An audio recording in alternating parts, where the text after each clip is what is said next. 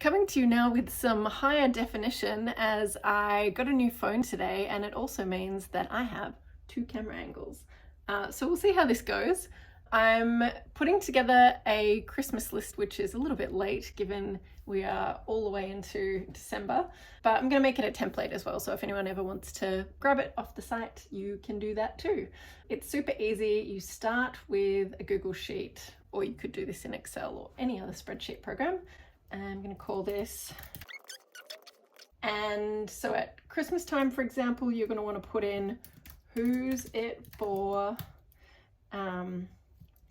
brand, supplier, item,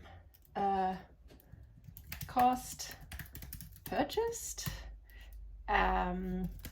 link, notes, something like that.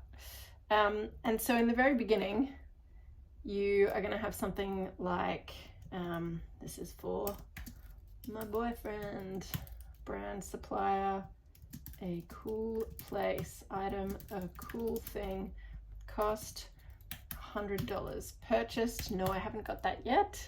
Link would be wherever you buy it from, producingparadise.com.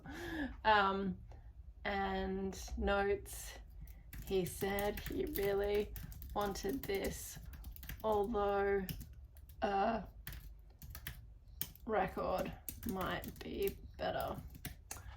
And so the idea is that in the beginning you just start with ideas or budget for people that you want to buy for. So my mum,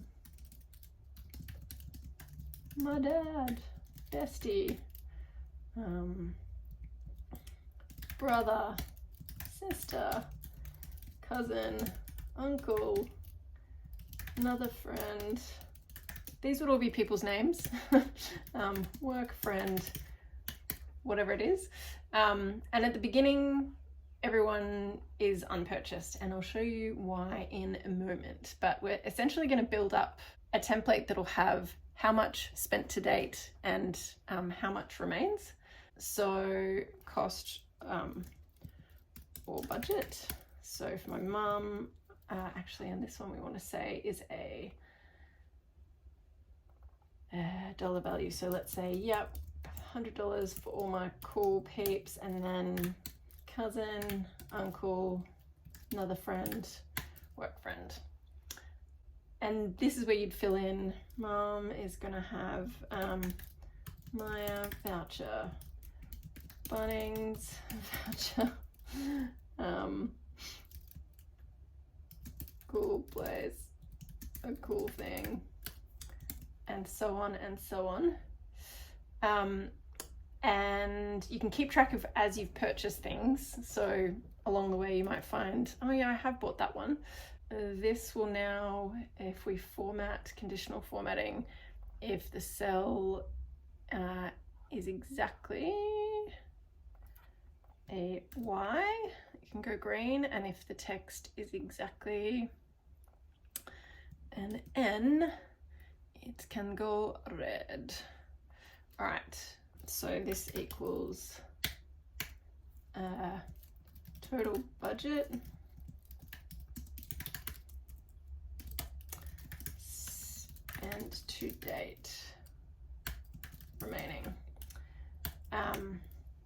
So this would tally up anything that's already been purchased. So sum if E2 to E11 is yes, then you want to sum the D2 to D11, and then remaining equals sum if E2 to E11 is no, then I want to sum D2 to D11.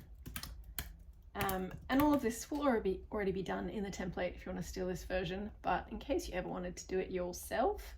So this will start to now show, ooh, but it does not work. Let's see, why not? Sum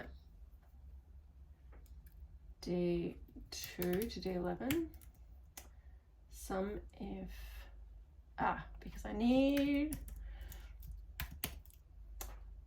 to make that text. Cool. So now we can see total budget, spent to date, remaining. Maybe I'll highlight the remaining so I can see what's left to spend. So once you've got this and you start plugging things in, you're like, actually, I bought my brother book about computers. And it actually only cost me $60. What a bargain. And it's purchased. And so you can start to build up a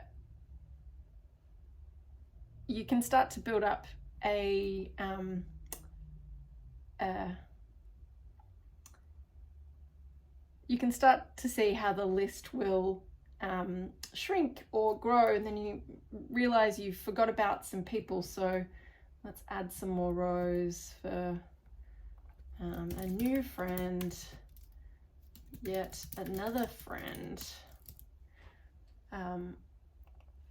And then you've got to add those people to your budget. Like, well, I'm going to spend 25, but I really like this person. Haven't bought these ones yet. Whatever the things are. And then as you go, you can keep plugging these things in. And I actually found a good thing for an uncle from local maker, cool jewelry. But it actually ended up costing $80. And I did purchase it, and then you can see how things have changed. So your total budget will change, spent to date will come through based on purchased equals, yes, above.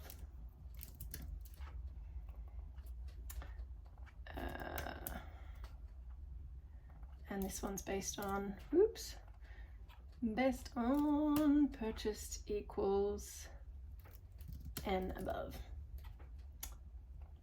So maybe we should match those colors.